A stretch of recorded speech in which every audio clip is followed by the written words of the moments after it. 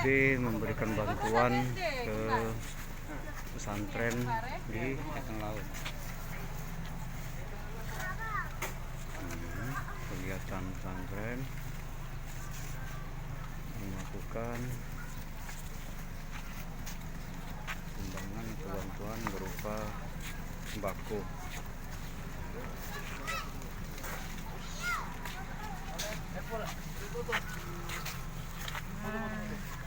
Woi gemar.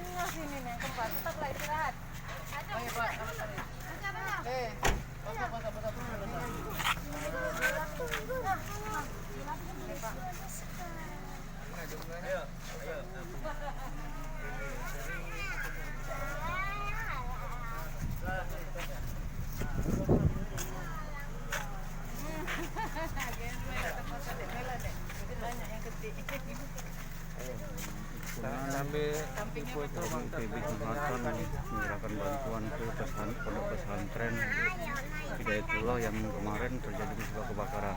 Saya melaporkan dari lokasi teman sekalian.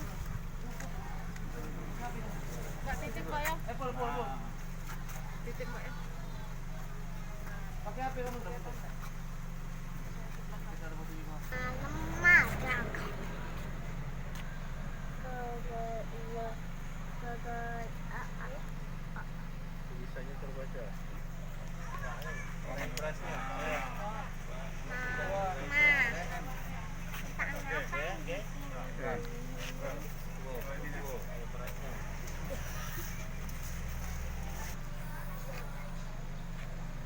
Nah.